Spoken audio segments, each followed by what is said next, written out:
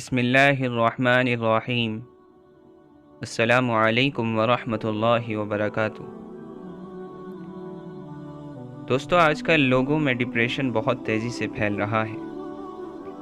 بہت سے لوگ نہیں مانتے، لیکن اکثر ماہرین کا کہنا یہی ہے کہ یہ ایک بیماری ہے، اور آج کل تو مرد، عورتیں، بڑے چھوٹے سب اسی بیماری کا شکار ہیں۔ اور دوستو، ڈپریشن کی صرف دو وجہ ہوتی ہیں۔ پہلا سبب تو سمجھنا اور اس کا علاج دونوں آسان ہیں، یعنی عمر کے کسی خاص حصے میں جسم میں ہونے والے ہارمون چینجز، یا جسم میں نمکیات یا دوسرے عناصر کے عدم توازن، یا کوئی ذہنی صدمہ یا کوئی فزیکل کنڈیشن دماغ کو متاثر کرتی ہے، جس کے نتیجے میں ذہن نارمل طریقے پر کام کرنا چھوڑ دیتا ہے۔ مرض کا باعث اگر یہ چیزیں ہیں تو پھر دواؤں کی مدد سے اس پر قابو پایا جا سکتا ہے۔ اس صورت میں ایک اچھے سائیکیٹرسٹ کا علاج بالعموم کفایت کر جاتا ہے۔ لیکن ڈپریشن کی دوسری وجہ، جو سب سے بڑی اور سب سے اہم ہے، اور جس کا علاج صرف دواؤں سے کرنا ناممکن ہے، وہ وجہ ہمارے رویوں اور تصورات اور ہمارے خیالات میں اصلاح کا نہ ہونا ہے۔ اور جب تک ہم اپنے خیالات و تصورات کی اصلاح نہ کر لیں گے، تب تک ڈپریشن ہمارا پیچھا نہیں چھوڑنے والا ہے۔ اس مسئلے کے دو بڑے نفسیاتی یعنی سائیکولوجیکل فیکٹرز ہیں۔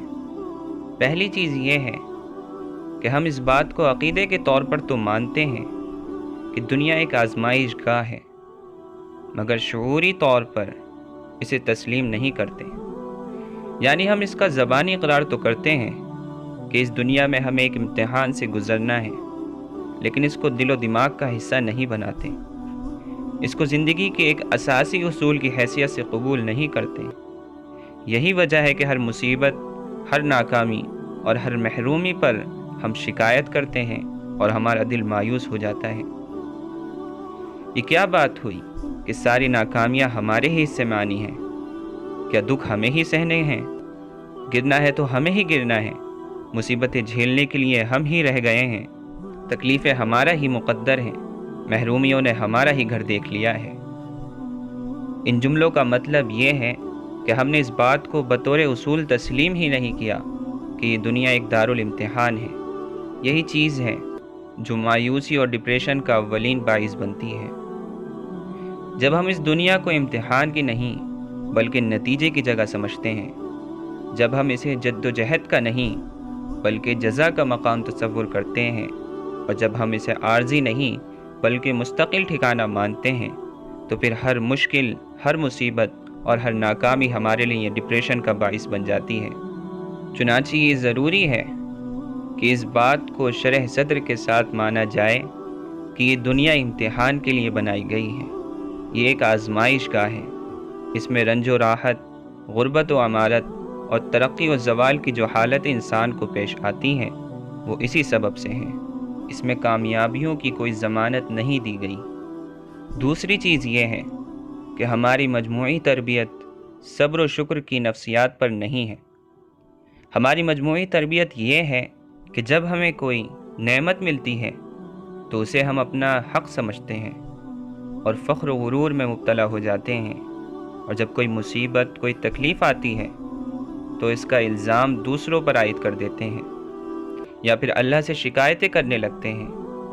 قرآن مجید کے الفاظ ہیں کہ جب انسان پر کوئی تنگی آتی ہے تو کہتا ہے ربی اہانن، یعنی میرے رب نے میری توہین کی، مجھے ذلیل کر دیا۔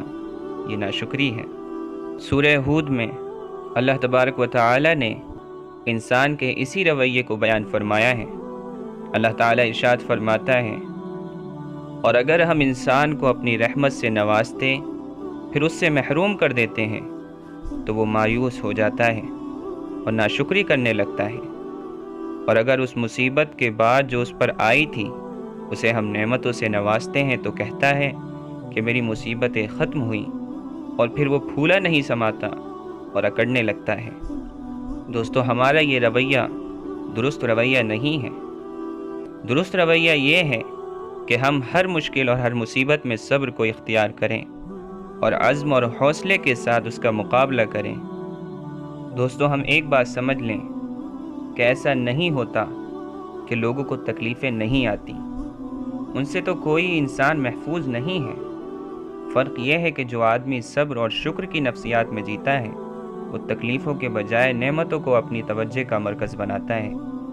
ایسے کسی آدمی سے آپ ملیں تو یوں لگے گا کہ اس کو نہ کوئی تکلیف ہے، نہ کوئی بیماری ہے، نہ کوئی رنج ہے، نہ کوئی پریشانی ہے، لیکن اگر وہ بیان کرنا شروع کر دے تو معلوم ہوگا کہ تکلیفوں کی ایک دنیا ہے جس میں وہ جی رہا ہے۔ اصل میں ہوا یہ ہے کہ اس نے اس دنیا کو دارالامتحان سمجھا ہے اور صبر و شکر کے رویے کو اپنا شعور بنایا ہے۔ اور دوستو، یہاں یہ بات یاد رکھنی چاہیے کہ صبر کے ساتھ شکر لازم اور ملزوم ہے۔ چنانچہ جہاں مصیبت آنے پر صبر کرنا ہے، وہاں نعمت ملنے پر شکر کرنا ہے۔ ہم اپنے گرد و پیش میں دیکھیں تو ہر طرف شکر کے مواقع بھرے پڑے ہیں۔ ہر چھوٹی سے چھوٹی چیز کو شکر کا موضوع بننا چاہیے۔ کسی چھوٹی نعمت کا وزن در حقیقت کتنا زیادہ ہے، اس کا اندازہ اس وقت ہوتا ہے جب وہ نعمت ہم سے چھن جاتی ہے۔ لہٰذا پینے کو ٹھنڈا پانی مل گیا ہے، اس پر شکر کیجیے۔ باتھ روم میں گرم پانی میسر ہے، اس پر الحمدللہ کہیے۔ صاف ہوا کتنی بڑی نعمت ہے، بعض علاقوں میں یہ میسر نہیں ہوتی۔ یہ بستر کتنی بڑی نعمت ہے، بہت سے لوگ ہیں جنہیں فٹ پاتھ پر سونا پڑتا ہے۔ یہ سب نعمتیں شکر کا تقاضا کرتی ہیں۔ اگر ہم غور کریں تو جو چیزیں دن رات کے 24 گھنٹوں میں ہمیں ملتی ہیں، ان کا شکر ادا کرنے کے لیے وہ 24 گھنٹے بھی کم ہیں۔ لیکن دوستو، مصیبت یہ ہے کہ ہم لوگوں میں قناعت کا تصور کم و بیش ختم ہو گیا ہے۔ ہم اپنی شخصیت، اپنی صلاحیت اور حالات کو نظر انداز کر کے جلد از جلد ترقی کی منزل تک پہنچنا چاہتے ہیں۔ اس میں شبہ نہیں کہ ترقی کی خواہش انسانی فطرت ہے، ہر آدمی اس کا طلبگار ہے، لیکن ترقی کو اپنے حالات، اپنی صلاحیت اور اپنی جد و جہد سے ہم آہنگ ہو کر چاہنا اور بات ہے، اور اس سے نظر انداز ہو کر محض ترقی کے خواب دیکھنا بالکل اور چیز ہے۔ اس طرح کے خواب جب پورے نہیں ہوتے تو انسان پر مایوسی طاری ہو جاتی ہے، جو بڑھتے بڑھتے بیماری کی صورت اختیار کر لیتی ہے۔ دوستو، ہمیں بس ایک چیز یاد رکھنی چاہیے، اگر دنیا میں بیماری ملتی ہے تو وہ بھی امتحان ہے، غربت ملتی ہے تو وہ بھی ایک امتحان ہے، پستی ملتی ہے تو وہ بھی ایک امتحان ہے، گمنامی ملتی ہے تو وہ بھی ایک امتحان ہے، محکومی ملتی ہے تو وہ بھی ایک امتحان ہے۔ اسی طرح اگر اللہ صحت دیتا ہے، دولت دیتا ہے، عظمت دیتا ہے، شہرت دیتا ہے، اقتدار دیتا ہے، تو اس کا مقصد بھی امتحان اور آزمائش ہے۔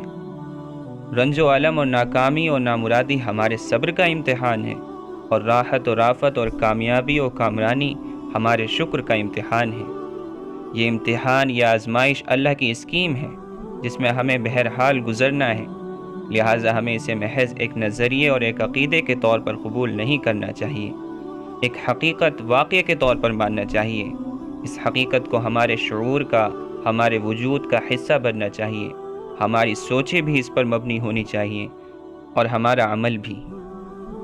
یہ تبدیلی اگر ہمارے اندر آ جاتی ہے تو پھر انشاءاللہ ہم پر نہ مایوسی طاری ہوگی اور نہ ہم ڈپریشن کا شکار ہوں گے۔ اللہ تعالیٰ سے دعا ہے کہ وہ ہم سب کو کہنے سننے سے زیادہ اس کو سمجھ کر اس پر عمل کی توفیق عطا فرمائیں۔